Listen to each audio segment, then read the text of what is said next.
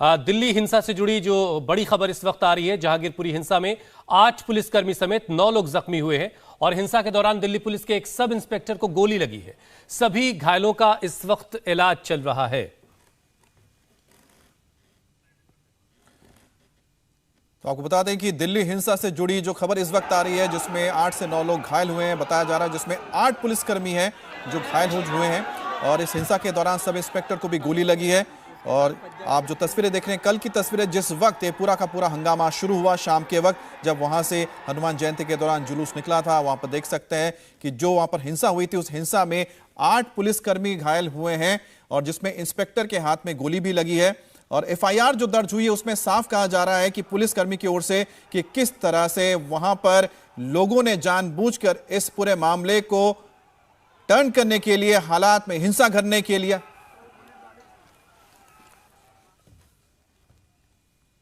और हमारे सहयोगी गोनिका अरोड़ा, सोनू कुमार सोनू और जतिन शर्मा इस वक्त हमारे साथ जुड़ चुके हैं। सबसे पहले गोनिका के पास चलते हैं। गोनिका, क्या अपडेट मिल रही है? सबसे पहले तो हालात के बारे में बताएं और जो जख्मी लोग हैं उनके बारे में क्या अपडेट है?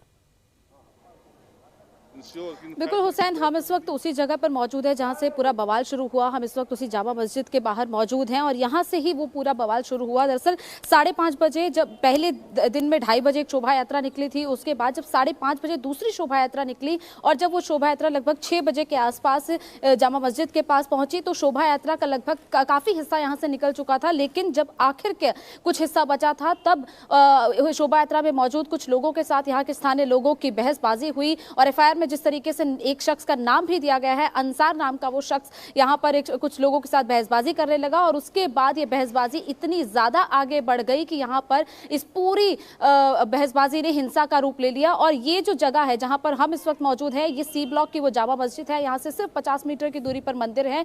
ऐसे में यहीं पर कई लोगों का आरोप है कि इस जगह पर जब बहसबाजी शुरू हुई तो पुलिस का कहना है कि कुछ लोगों को शांत कराया गया, लेकिन शांत कराने के बाद थोड़ा सा आगे शोभा यात्रा बढ़ी, तब लोगों के बीच में नारेबाजी शुरू हुई, तलवारें कई लोगों ने लहराई और उसके बाद जिन लोगों के हाथ में पिस्टल थी, कई लोगों ने फायरिंग भी की और एक गोली एक सब इंस्पेक्टर के हाथ में लगी। और जिस जगह पर हम मौजूद है, पुलिस ने इस वक्त इस पूरी जगह को बंद कर रखा है। दोनों तरफ बैरिकेड लगाकर स्थानीय लोगों तक को यहां पर आने की इजाजत नहीं है। मीडिया को भी पुलिस यहां से जाने को कह रहा है, क्योंकि पुलिस का कहना है कि अभी चाहे हालात कंट्रोल में है लेकिन स्थिति यहां पर दोबारा खराब ना हो। ऐसे में इस पूरे संवेदनशील इलाके को फिलहाल पूरे तरीके से बैरिकेड लगाकर बंद कर दिया गया है।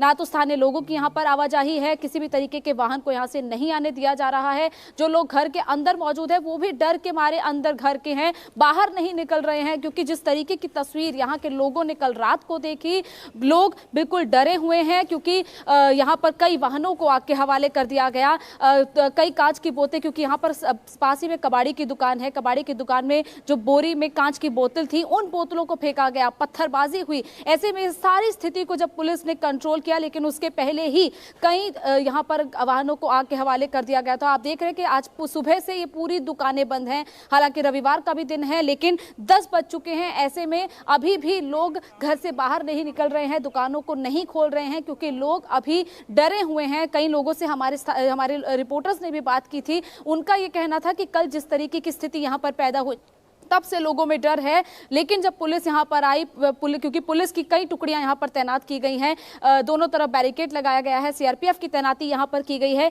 ऐसे में स्थिति को पूरी तरह इस वक्त पुलिस ने कंट्रोल में कर रखा है, ताकि अब अगर कोई भी शख्स उपद्रव करने की यहां पर कोशिश करता है तो उस पर सख्त से सख्त कार्रवाई की जाएगी। और कल रात की हिंसा के बाद पुलिस ने एफआईआर दर्ज कर ली है। 9 लोग इसमें घायल हुए हैं, जिसमें 8 पुलिसकर्मी हैं और एक स्थानीय शख्स शामिल है। वहीं पुलिस ने इस वक्त इस पूरे मामले में कई लोगों की गिरफ्तारी की है और एफआईआर अभी तो फिलहाल 9 लोगों की गिरफ्तारी हुई है, लेकिन और लोगों की गिरफ्तारी जब होगी तब और साफ हो पाएगा कि आखिरकार इस हिंसा के पीछे कौन लोग शामिल थे। लेकिन दिल्ली में जहांगीरपुरी दंगे में बड़ा खुलासा, दंगाइयों ने शोभा यात्रा पर फायरिंग भी की। हनुमान जयंती के जुलूस पर दंगाइयों ने पथराव किया और दिल्ली पुलिस के 6 जवान जिसमें जख्मी हुए हैं।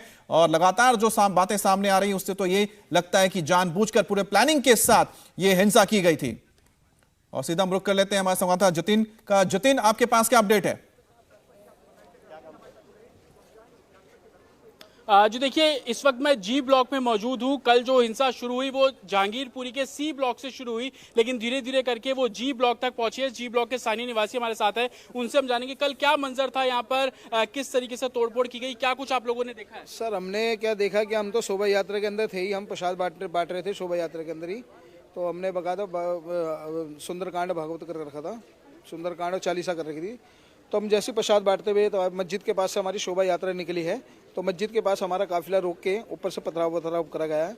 और बकायदा हनुमान जी की मूर्ति पे चप्पल, जूते, लात, घूसे, तलवार अलवार, पत्थरबाजी सब कुछ हुई है। बड़ी मुश्किल से हम अपनी जान बचाते हुए शोभा यात्रा को यहाँ तक लेके आए, मगर उनकी हिम्मत है, यहाँ तक भी हमारे को घसीटते हुए लेके आए हैं, पूरे घसीटते हुए। और अंदर चौड़ी गली के अंदर तक शीशे विशे फोड़े गए हैं।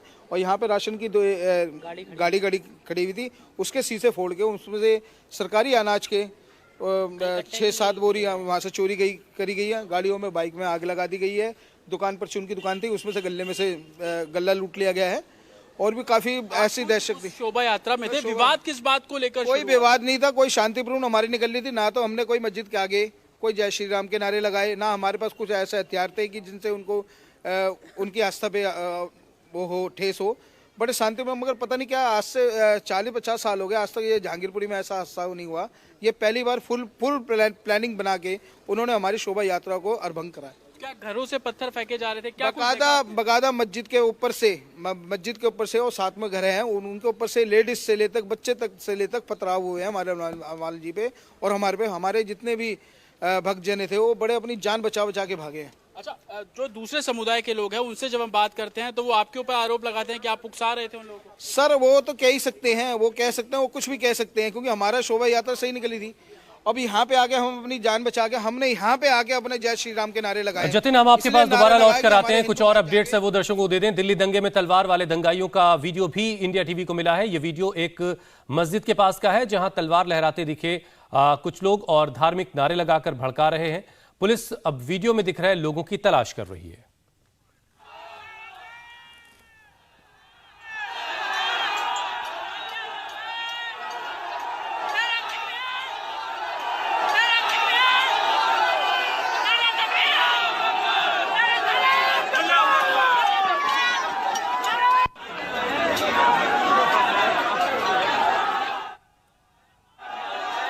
तो ये तस्वीरें आप देख रहे हैं जहां पर दंगाइयों के हाथ में आप तलवारें देख सकते हैं, नंगी तलवारें लेकर ये यहां पर नारे लगा रहे हैं। और वहां पर आप देख सकते हैं दूसरे एंगल से, आप जब इस शॉट को देखते हैं तो देखिए कि किस तरह से बाहर पुलिस ने इनको रोक के रखा हुआ है। पुलिस की तादाद बहुत कम है, लेकिन अंदर की तरफ देख सकते हैं कि बड़ी तादाद में लोग हाथों में तलवार लेकर, इनके हाथों में तलवार है, डंडे भी हैं और लगातार यहाँ पर नारेबाजी हो रही थी। और पुलिस अब इन लोगों की तलाश कर रही है, आखिरकार ये कौन लोग थे जिनको भड़का कर यहाँ पर लाया गया था, क्योंकि आप देख सकते हैं कि इस मॉब को मोबिलाइज किया गया है। और कुमार सोनू के पास हम चलते हैं और बात करते हैं। कुमार, अब जो हम तस्वीरें में दिखा रहे हैं सारी चीजों में क्या बातें सामने निकल कर आ रही है? आखिरकार पुलिस के पास क्या तथ्य मिले हैं और तक क्या नई जानकारी मिली है? क्योंकि तस्वीरें तो बहुत सारी है लेकिन पहचान बहुत कम हो पा रही है। सिर्फ एक ही तो नाम सामने आया है FIR में।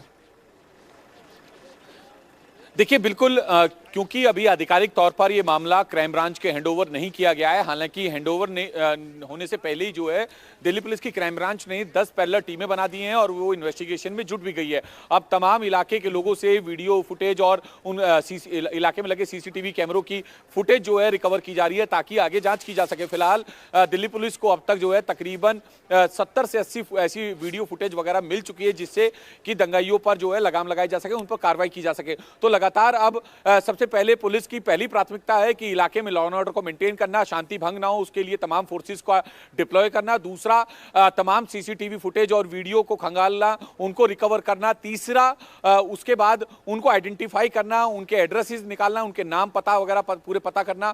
और चौथा सबसे बड़ी कार्रवाई कि उनको गिरफ्तार करना ताकि उन पर कानूनी कार्रवाई की जा सके। तो ये 4 बड़े टास्क हैं दिल्ली पुलिस के लिए। तो सबसे बड़ी प्राथमिकता तो दिल्ली पुलिस की इस वक्त यही है कि इलाके में शांति भंग ना हो, उसको ध्यान में रखते हुए लॉ एंड ऑर्डर को देखते हुए पुलिस बल तैनात किया गया। शांति बहाली सबसे पहले, फिर वीडियोस के आधार पर जो आरोपी हैं उनकी पहचान करके उनके खिलाफ कार्रवाई की जाएगी। इंडिया टीवी हर वक्त हर जगह डाउनलोड करने के लिए सर्च करें India TV news Google play store या ऐप स्टोर पर।